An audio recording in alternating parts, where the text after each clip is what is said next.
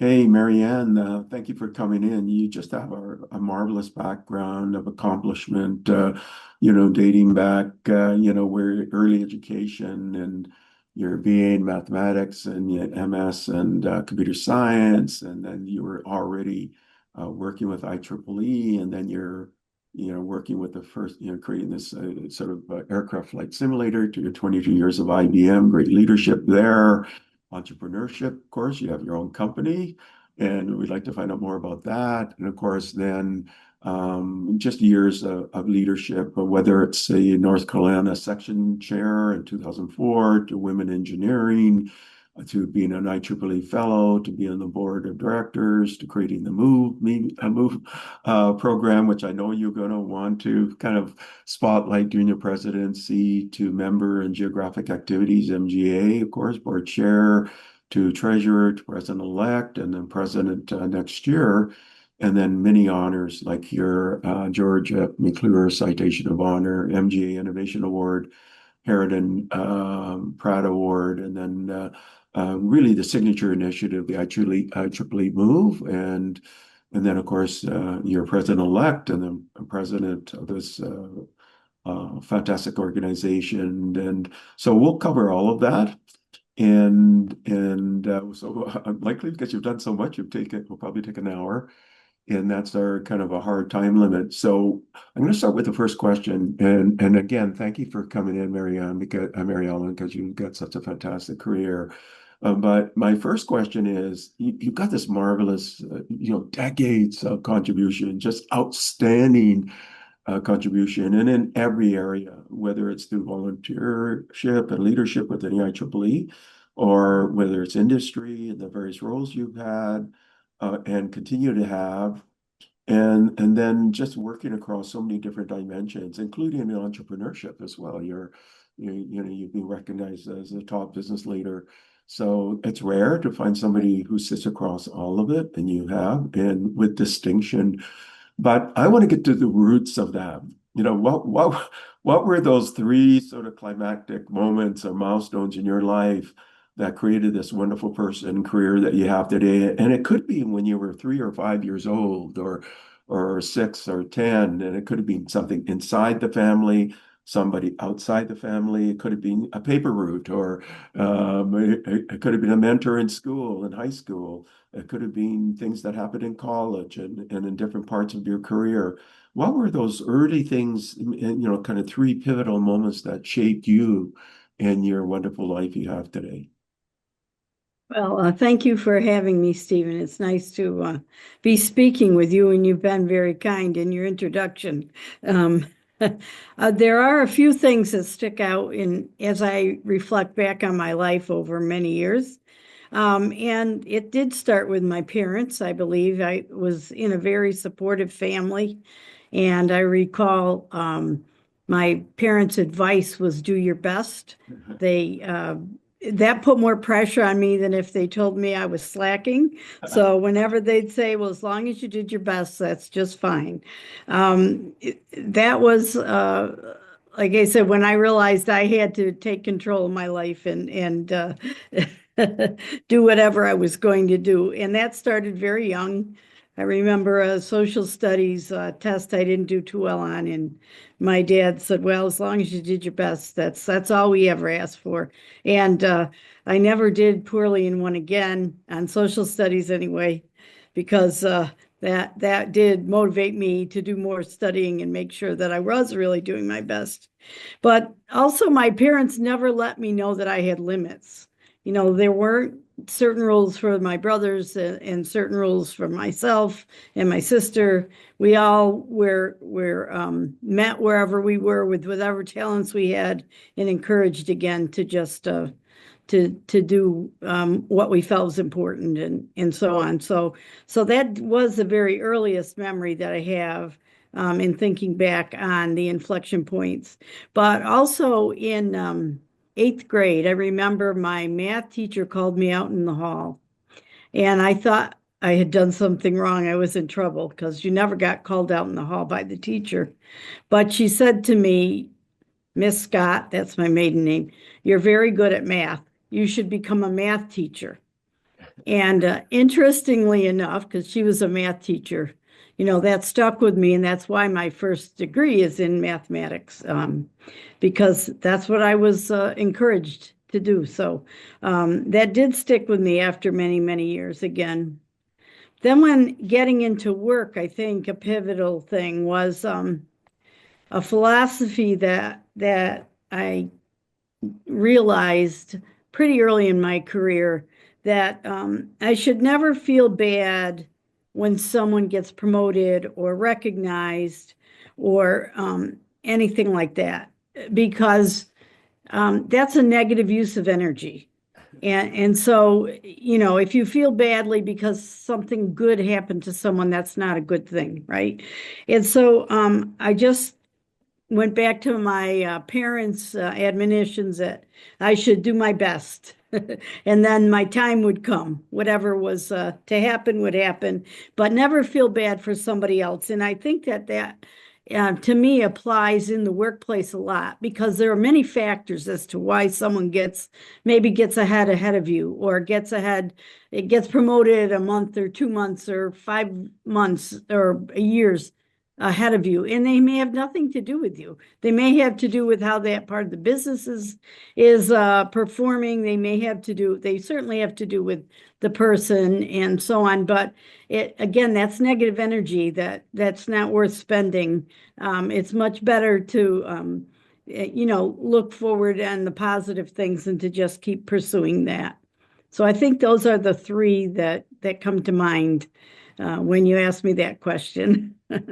Well, I mean, Mary Ellen, I can even feel that. I can sense that because you're smiling and you're actually projecting a lot of joy when you're talking about your early childhood, because you lived in this environment where the parents weren't saying that A is not good enough or that B or whatever. It's like to do your best, and that's a Mhm. moving kind of platform, right? That's Mhm. self-regulation when you do your best, because then you're measuring yourself, and then you're thinking you're the ones who's kind of then motivating. I should have done better. So that's a kind of a Mhm. marvelous sort of credo at a very early age, and I can see that now. I can feel that with you, and then of course always having encouragement, no limits, right? I mean, it just there are no sort of targets that are beyond, right? So you just keep trying, and it'll give you perseverance and optimism and agility and things like that. And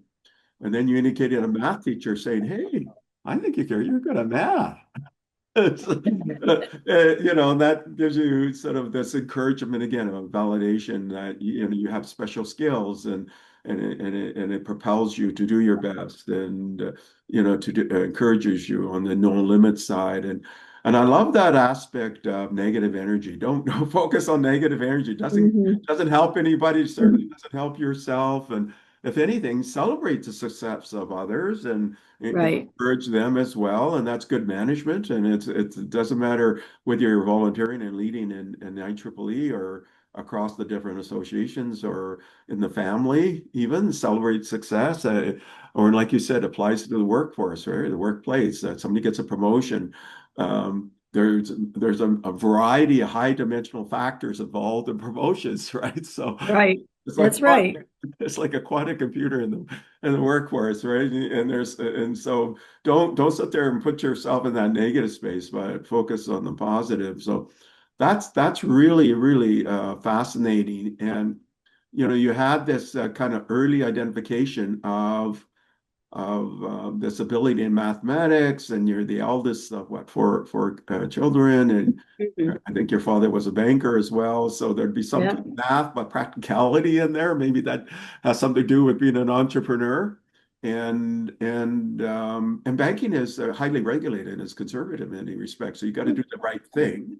Right. Goes into things like integrity and honesty and hard work. And so talk about, you're in high school, you get some validation, and then you go to Birmingham University, and what was that experience like? And you decided what, mathematics, right? So Well, I had decided before that I was interested in mathematics, and I might have gone into engineering if, but all the guidance counselors told me mathematics.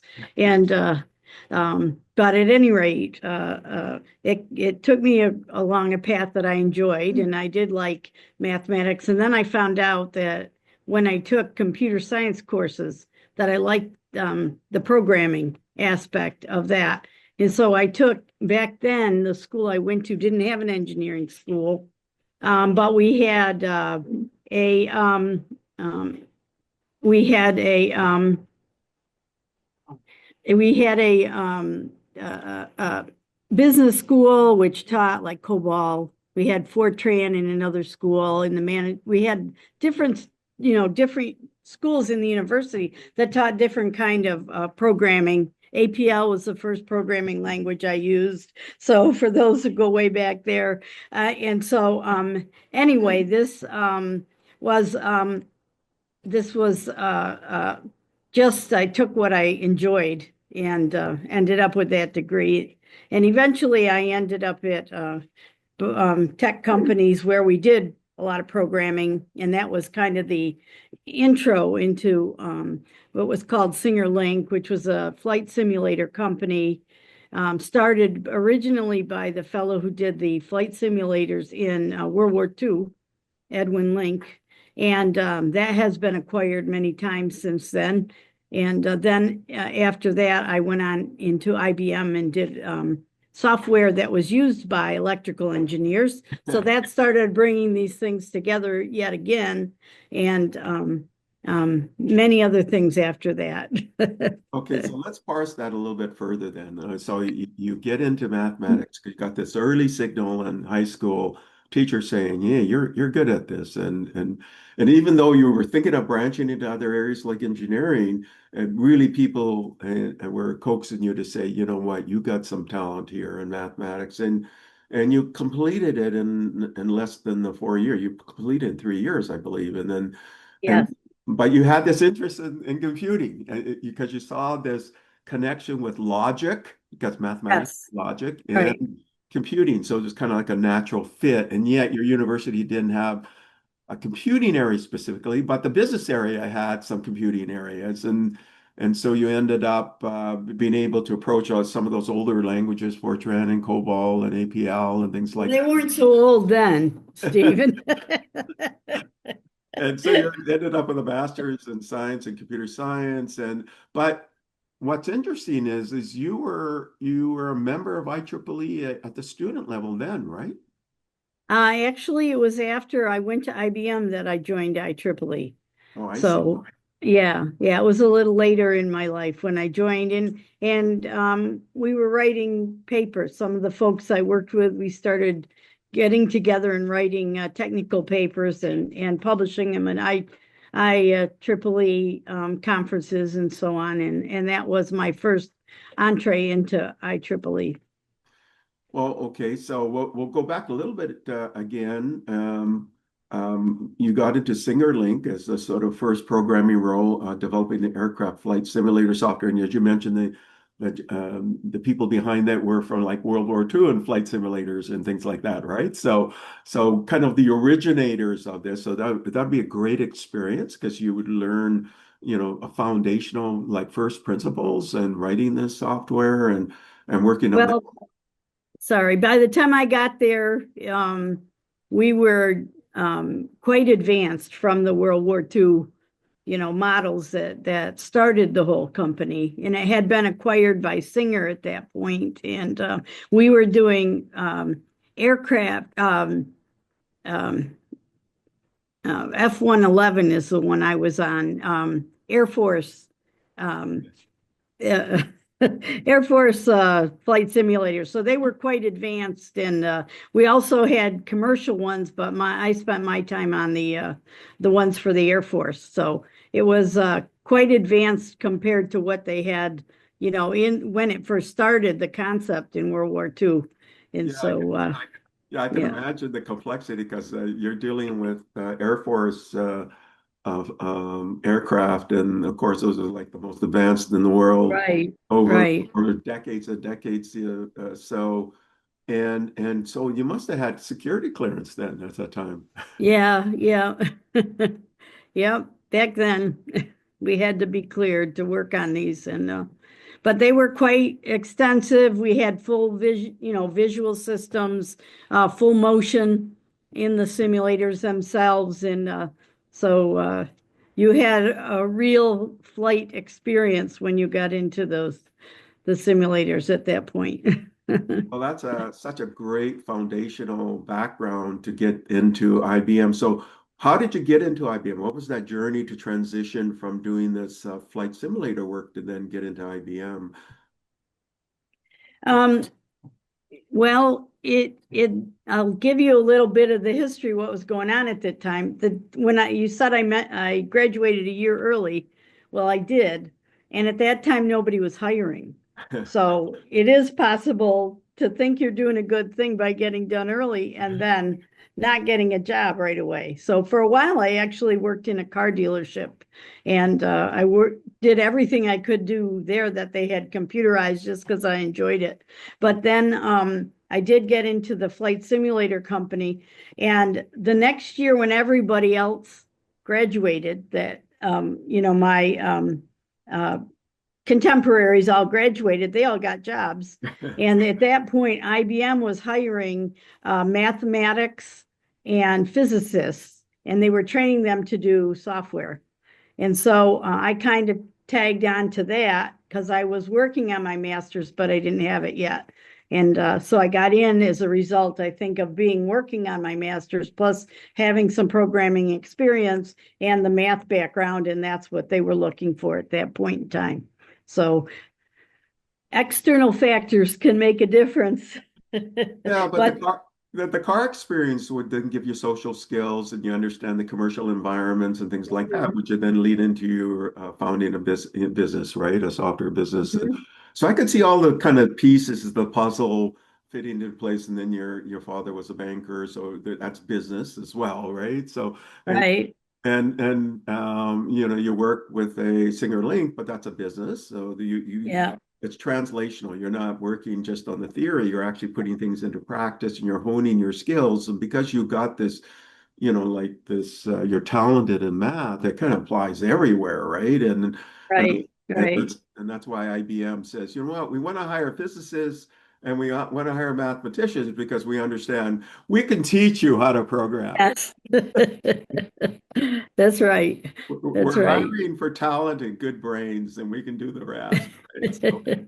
So you get into IBM, you're with them for over 20 years, I guess about 22 years, and so can you talk about some of the work you did and your journey, your career journey within IBM? Because at that Well, not a lot of women were graduating in these areas, right? So yeah, that is true. There were not a lot of women graduating in these areas. And yes, it was very interesting. The first assignment I had was writing software that was used by electrical engineers in designing and testing chips and things like that. So it was very interesting to learn from the people that I was working with because, of course, I didn't know that much about it. And they had, I remember a book that was this thick that I read the first few weeks I was there, and I'm not sure how much I comprehended, but I stuck it out and got through it. And luckily, I had very good mentors in the workplace who helped to bring me on and helped me to be able to contribute to the overall team.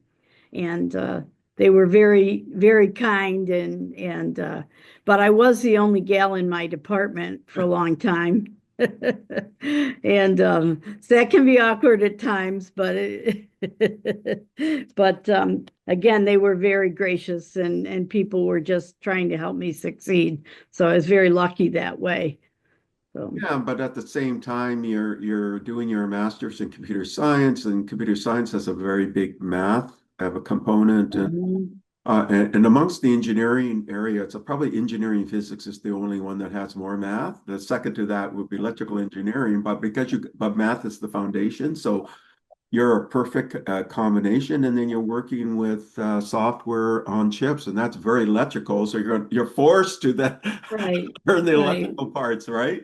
But right. in the companion background on the because of your computer science and your math background, so it's a perfect complement. And then on the job, learning the electrical side, and that's when you joined IEEE, right? So, I did join IEEE at that point, yes. Some of the folks that I worked with, some were software background oriented, some were electrical engineering oriented, but we worked together on the project, so it all kind of rubs off on you as you're trying to solve problems together. And so it was very interesting that way. yeah, I mean, the code word today is interdisciplinary, Mhm. transdisciplinary. You were practicing that years ago, right? So decades ago. And that'd be a natural for you, right? So talk about some of the projects you worked on IBM. And like I think you worked on digital video encoder and decoder chips, client server, networking, operating systems, automation. But can you give me some of the granular details of the different projects and things you worked on? Yeah, well, after I did the software that was used by the electrical engineers, I actually had the opportunity to go into management of the development group there. And so I really enjoyed that. I did the software that we were developing. I got to be a line manager there with some great folks who worked very hard, to continually enhance and keep us in the forefront on that. And then eventually I was asked to take over the architecture group. So the architecture group, of course, they're looking at the whole system and what real value we can add and that sort of thing. And so that was a real honor to be able to work with that team as well. And of course, they oversaw all of the pieces of the software that went together in making the whole system work. So that was interesting. And from there on, I was in management the rest of my time. I then went out to do, actually, we modeled some mid-range processors before we even had the hardware built. We were able to predict exactly what the performance would be. So again, mathematics is involved in that sort of thing. Again, software is involved in the modeling and so on.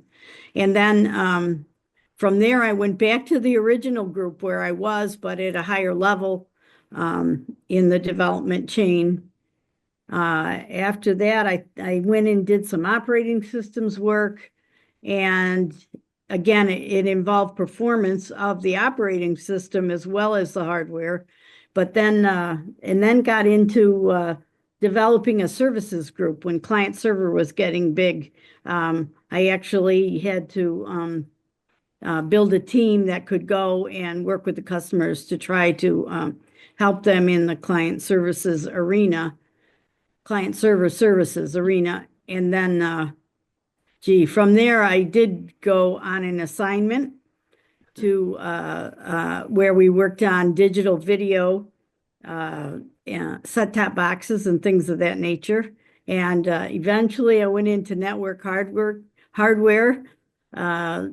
management software for network hardware. And then, and in between then, I went back and did digital video chip development. I was the manager for that group where we did encoders and decoders.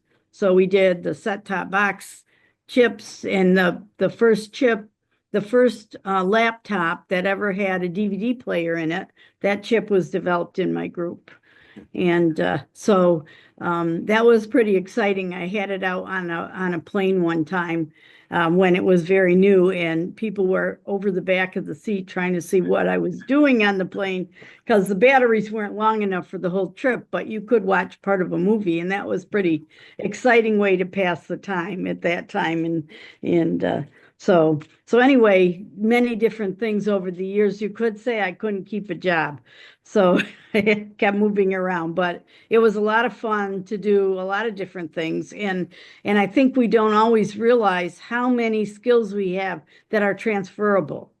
And you made some examples, mentioned some examples of it, but as long as you're willing to keep on learning and growing, the world just gets bigger and bigger and bigger. And so it's very exciting to be able to look at things in that way. And in a big company like that, it's a wonderful opportunity.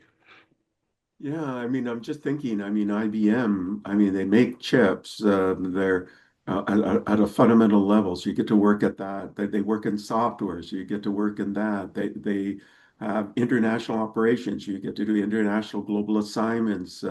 There's these new technologies at the time, 25 years ago, client server technologies, and you get to work with that and understand how those things come together. And of course, networks, all of these things are combined. So you get into work in network management, and fundamentally everything needs an operating system, a translation meta layer, and you say work on operating systems, and of course you have to test design automation and lead projects at a global level.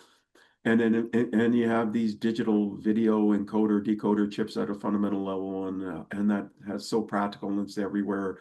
uh, all of these different pieces gives you a very great, as you mentioned, system architecture viewpoint too, because you can see all the pieces, how they interrelate, and it's a kind of like a combinatorial problem, right?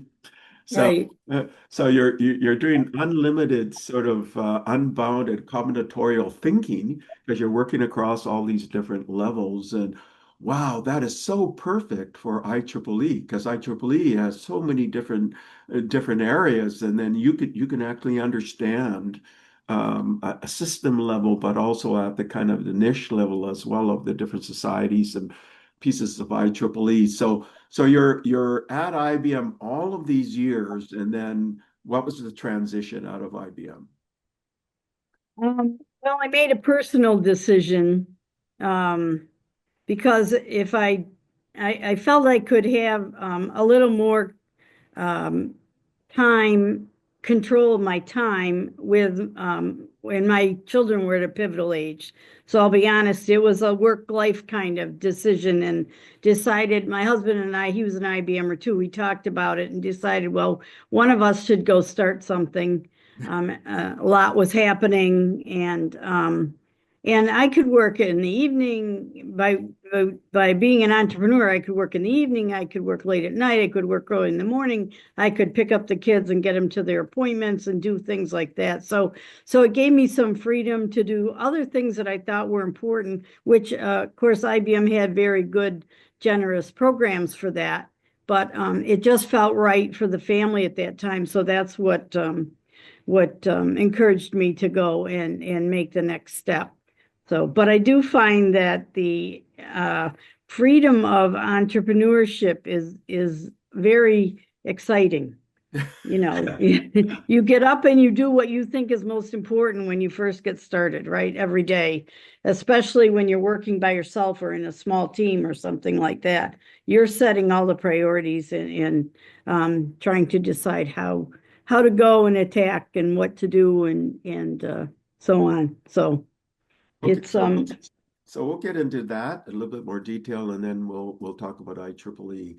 But so let's say around 2000 to and currently and continuing, you're the founder and CEO of Ascot Technologies in Cary, North Carolina, and you're an enterprise mobile software recognized as a top women in business research triangle and on the Business Leaders Magazine Impact 100 list, which means you got to be used to volatility because when you're an entrepreneur, there's volatility. You have to be agile. yep, Uh, yep. you have to have both niche and systems thinking, architectural thinking. You definitely have to have the ability to work with teams and to incentivize them and promote their leadership and their abilities. And there's so much of that. And so talk about some of that journey of founding the company and what you do and some of the big lessons you've learned. And maybe there's some pet projects that you can name that you took on in that, and yet in continuing role as well. So,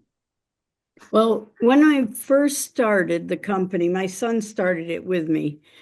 He was still in high school, and he kind of said, "If you're not going to do it, Mom, I'm going to do it." And I thought, well, I have a little bit of resource I could put behind it that he doesn't. So, and a little experience. So we started off together, and the cell phones were just starting to have data capability, and so.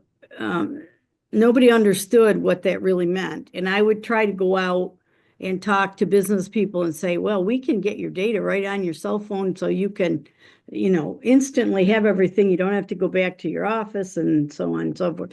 So, and they would look at me. I used to tell my kids like I had three heads when they would give me that blank stare, I said, they'd look at me with a three-headed look, and I'd say, well, so I went back to the office and I said, we have to have a demo, something that everybody can relate to. And it wasn't too long before that we were searching for houses in the Raleigh-Durham area, which was a very hot housing market at that time. And we would have a list of 10, go and see them, and by the end of the day, we'd be down to like 6 that were still available. And we'd be running into the same people at every house, looking at the same houses and so on. So you knew who the competition was. But anyway, they said, well, everybody has to buy a house, or knows what it's like to know something about buying a house. And at the end of the day, we'd go back to the realtor's office and they'd print out these big piles of paper and hand them to us. And we kept thinking, this has to be on our phones. This is, this is too much paper, too much to shift through, have to keep running back and forth and so on.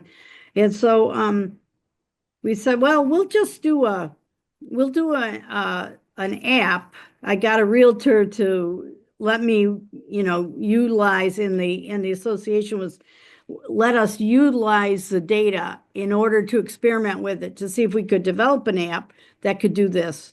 And it turns out that we could, and we were able to, it was a black and white picture on the phone, but it was quite good, and we compressed it and things so that the data came in quickly into the phone and so on. And it just it made it real.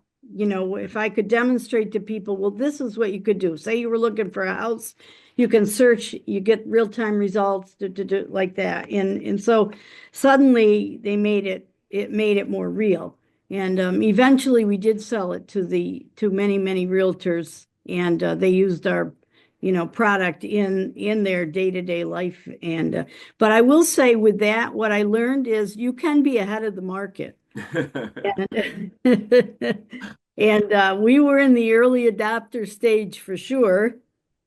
And it took a while for the phones and the tablets to catch up. And I think that when it really changed was when the form factor of the phones changed. When the phones got bigger and the tablets got small. We had small tablets and bigger phones. Then it was more practical to do those types of apps on that. And then over time, of course, now they're everywhere. But you can be too early to market, I will say. So, what are some of your current projects and things that you continue to do with this company?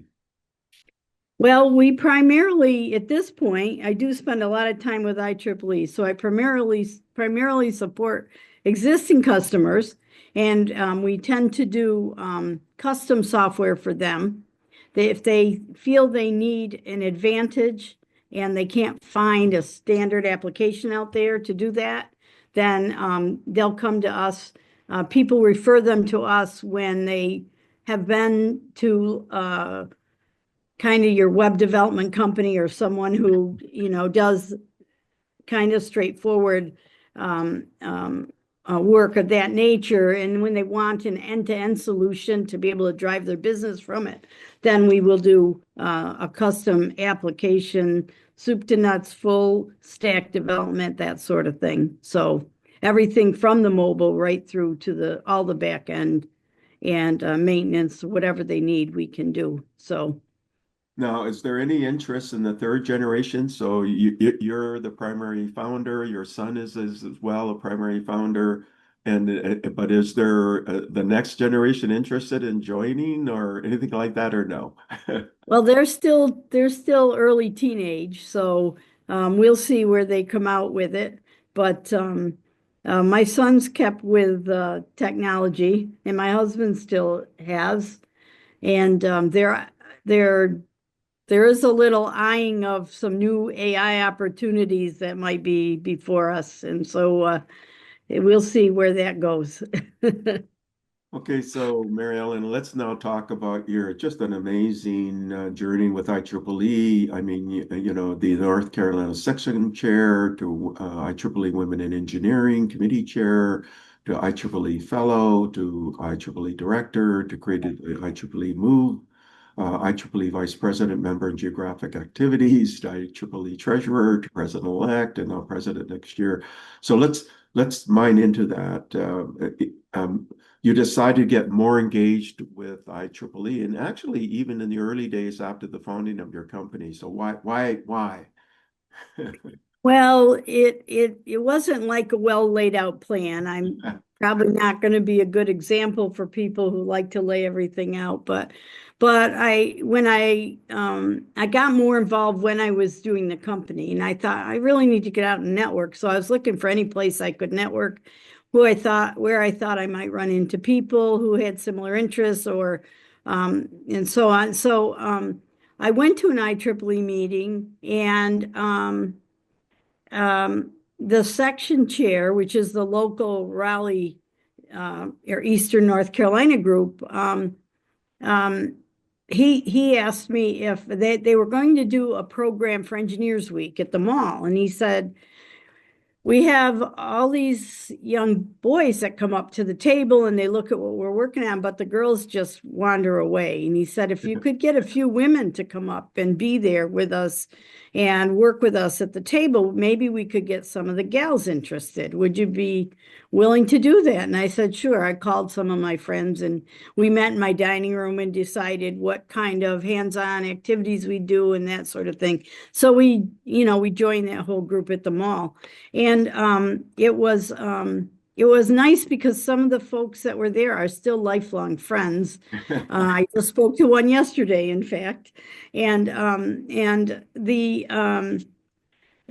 after that, the chair asked me if I'd start a women in engineering group locally, and I said, okay, you just need a few signatures and get some people involved, hold some meetings and do that. So I said, all right, I'll do that.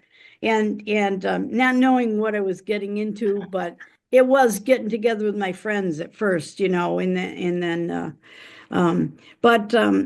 what happened is that we had a very good section chair several years later, and he moved out of the area kind of unexpectedly. I think he was the assistant or the vice chair, and he was supposed to take over the next year, and off he went, and they had no one. And he said, well, you were manager. Why don't you just manage this for the year? So we have a saying in my house, how hard could it be? And we always get ourselves in trouble saying that. So I said, okay, I'll do it. So I did become the section chair then for a year, I believe. And during the time trying to build up, more activity and so on. But so that was kind of a mistake that I jumped into that role, but my kids joke about it because from that one, I then got known at the next level of IEEE, which is the region level, and somebody put my name in for the Women in Engineering chair, and that's a global committee, and I wasn't supposed to get it, that wasn't. But because I had been doing some things at this level, the first person who was picked to do it had to decline because of something that happened with them. So there I was again in second place, and they called me up and said, "Would you be willing to do it?" And again, I thought, how hard could it be? What do I?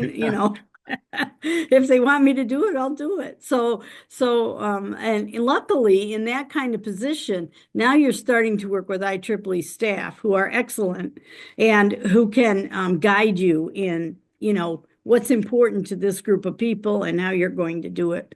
And so, um, anyway, that was kind of a mistake that I got in that job, but I thoroughly enjoyed it. And I again met so many people from around the world that I never would have met. And they were all wonderful people who were very passionate about trying to get the next generation of engineers going. And how do we teach people, young people, what's important, and how do we encourage others to go into the field?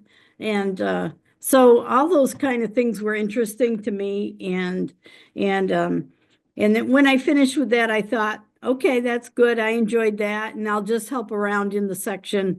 And then the next thing happened, which was I got a call and they said, "Would you run for region director?" And I first said no, no, thank you. I knew it was a lot of work, but I didn't really realize how much work it was. And I said, no, thanks. I don't think that I can do it right now. And then 2 years later, they called again. And I was in the car, I remember, with my husband, and we were driving to New York where my family lives. And he said, well, this is probably a good time for you to do it because the kids are at a good age and so on. So in a weak moment, I said, okay, I'll run, never dreaming that I would get elected. But that happened. And then I got a few more calls over the years. But in each of these positions, you get exposed to other parts of IEEE, and it's very exciting because, as you mentioned, there's the really detailed technical research, societal kind of stuff in IEEE, and a lot of people are familiar with that, and it's just amazing what goes on in the societies in IEEE.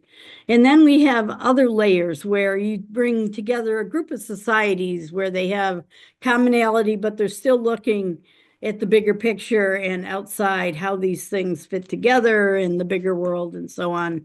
And then and we develop standards. We have over 1,000 standards right now, and we have over 1,000 that are under development.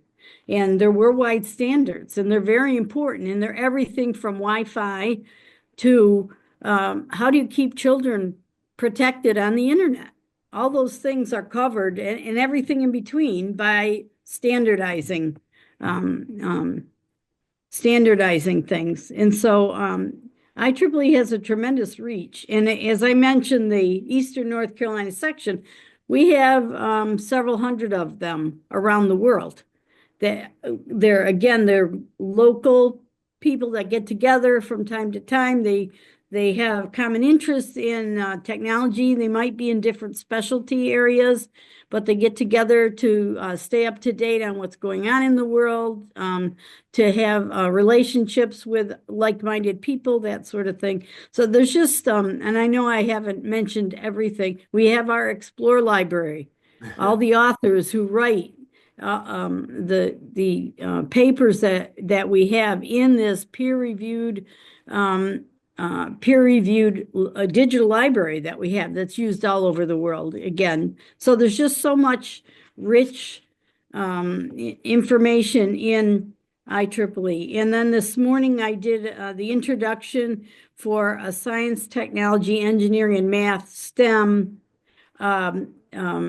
It's like a 2-day work session. I've got the wrong name for it, but it brings together educators. It could be K-12 kind of educators. This particular one was on the younger age groups that we're trying to reach. It was on our Tri-Engineering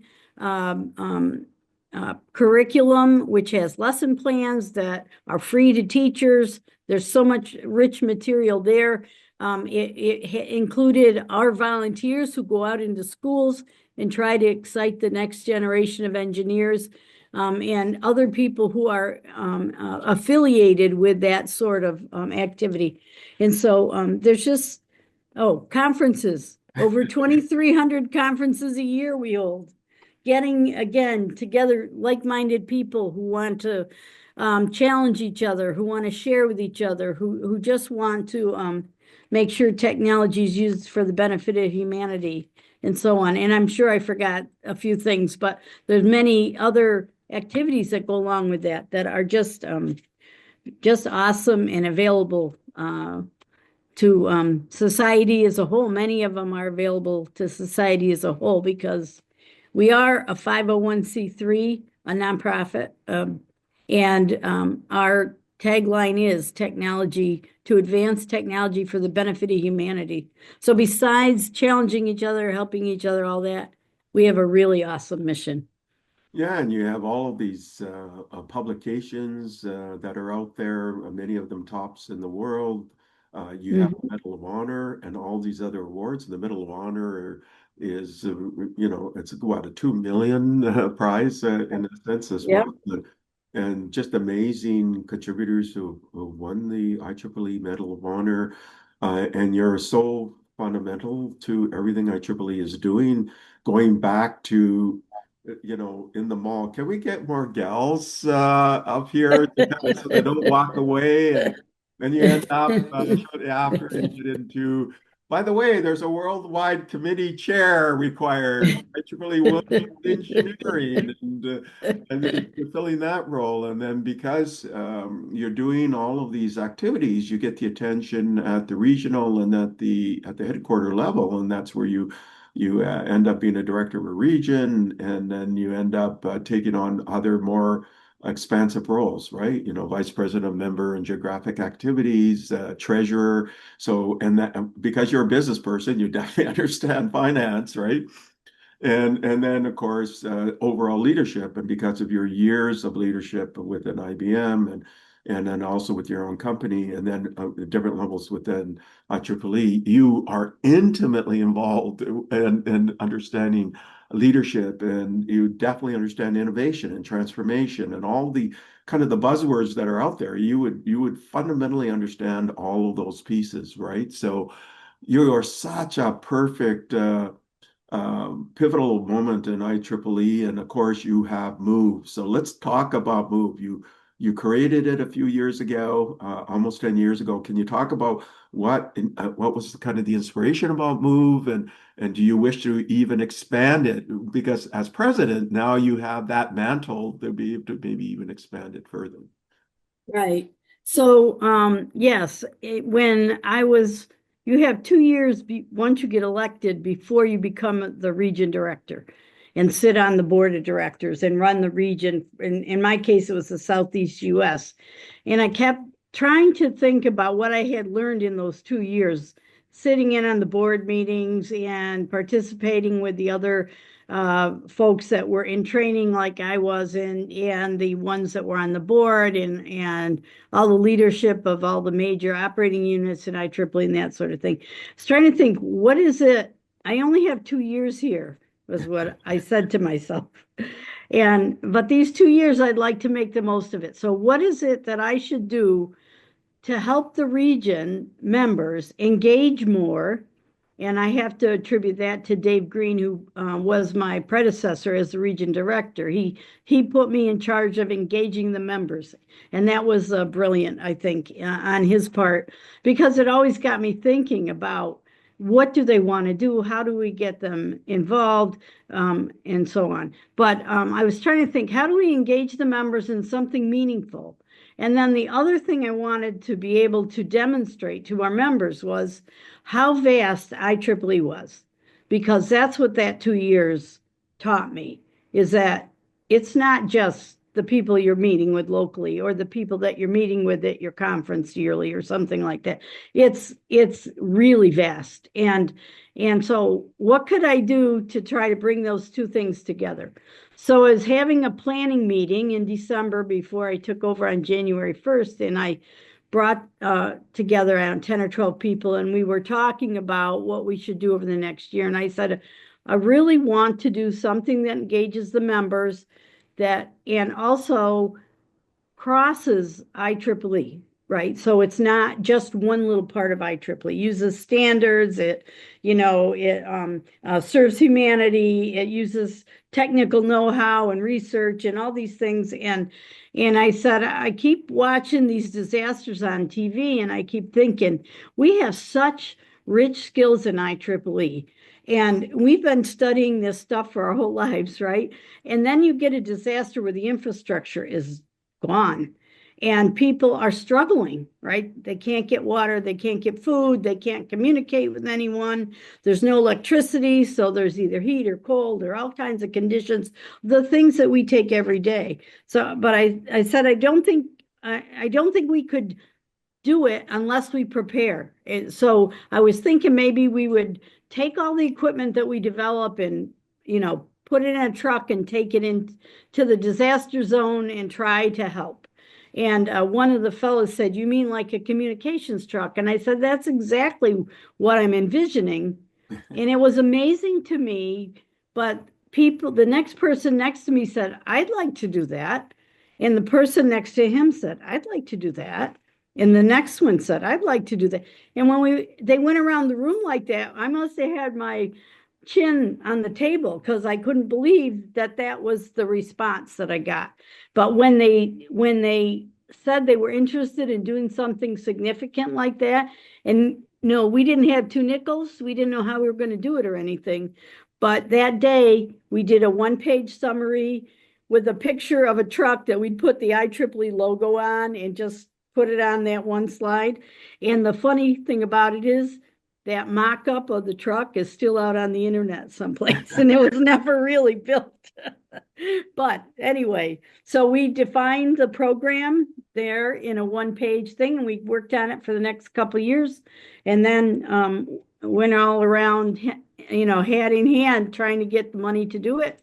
Finally figured out how to do that. The team was very motivated and designed the truck. And that was our initial, our initial step into it. And that was a prototype that we were going to try in the US.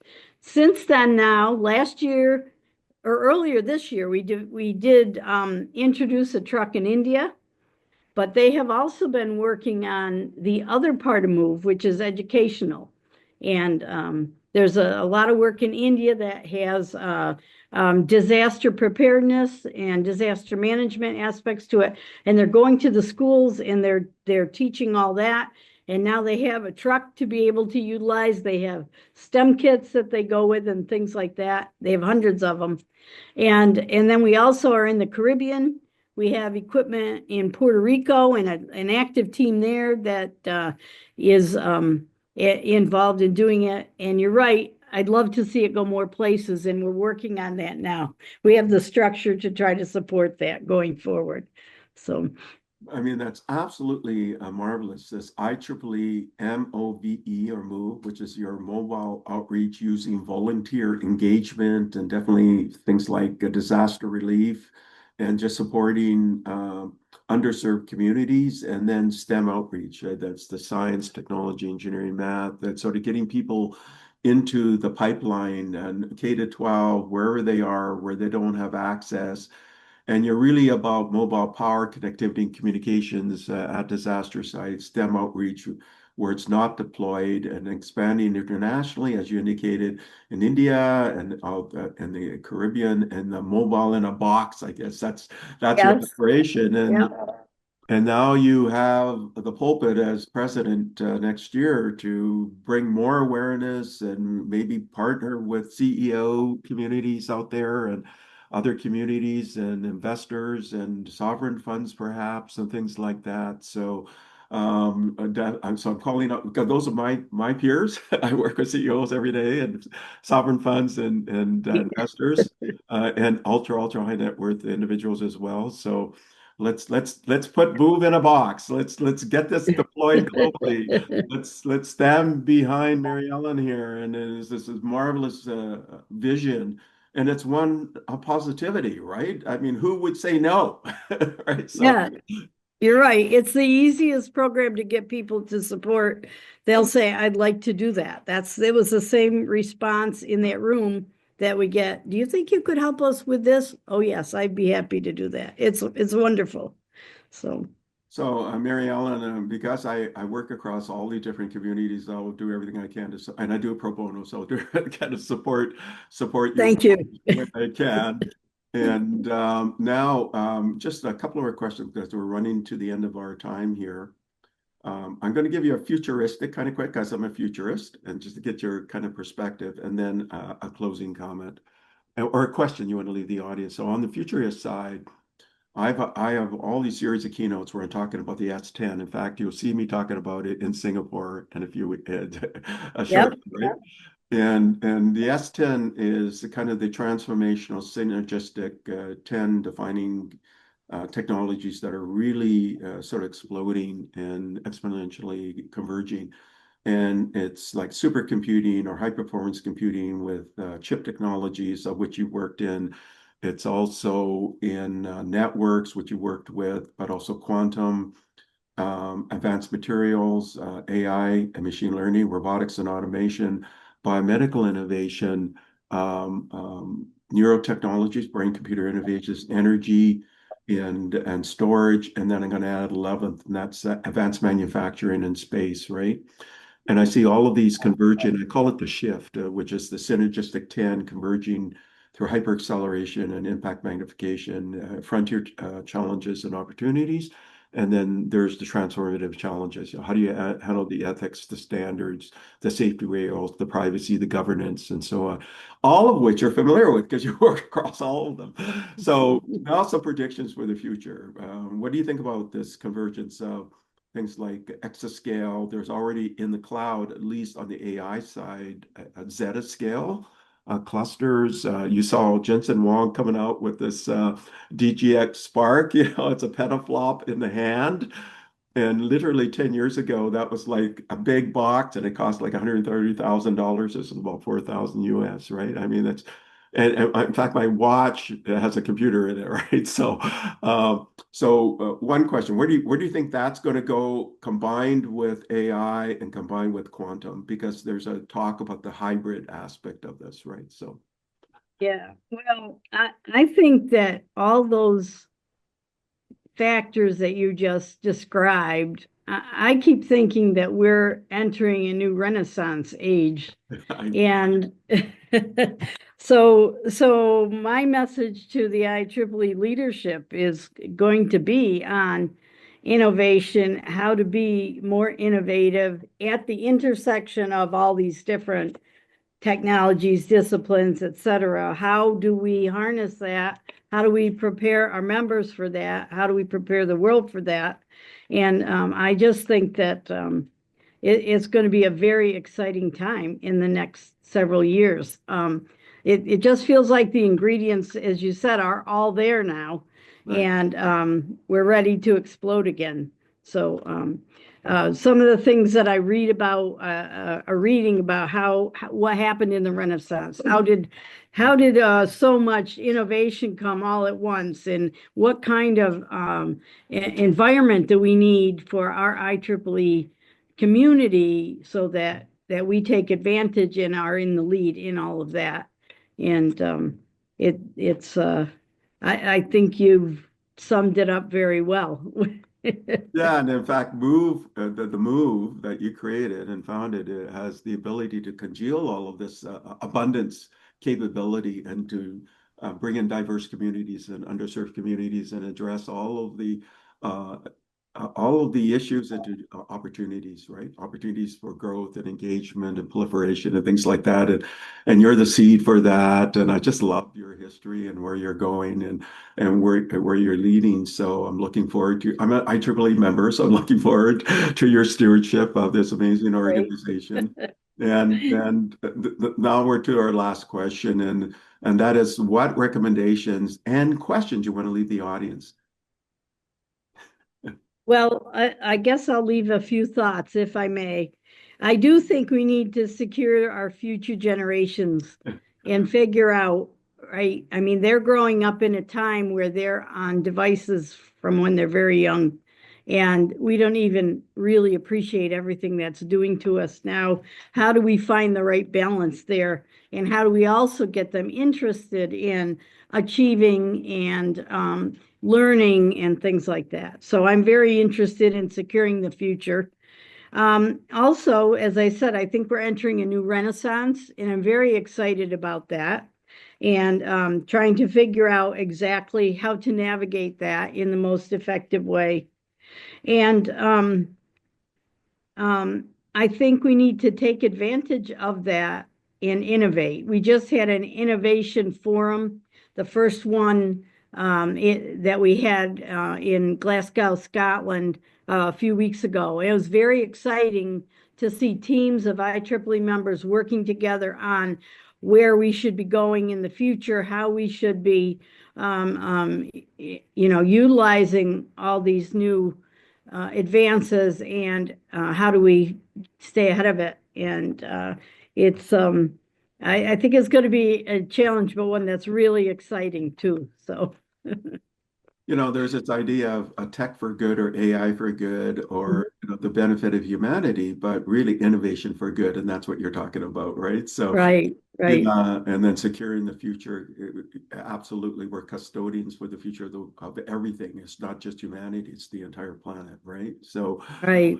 and IEEE and your leadership is going to be a continuing catalyst for abundance and positive paths forward. And Mary Ellen, I really enjoyed this conversation with you. I can feel your energy and your commitment to the betterment of the future. And thank you for coming in and sharing this hour with me. So, Well, it's very, very nice. It's my pleasure. And you're very kind. Thank you, Stephen. okay, you take care, and we'll see you at RAS 2025 in Singapore, not too long from now. Yes, not long from now. See you soon. Okay, thank you. Thank you for listening to the Brand Called You videocast and podcast, a platform that brings you knowledge, experience, and wisdom of hundreds of successful individuals from around the world. Do visit our website www.tbcy.in to watch and listen to the stories of many more individuals. You can also follow us on YouTube, Facebook, Instagram, and Twitter. Just search for The Brand Called You.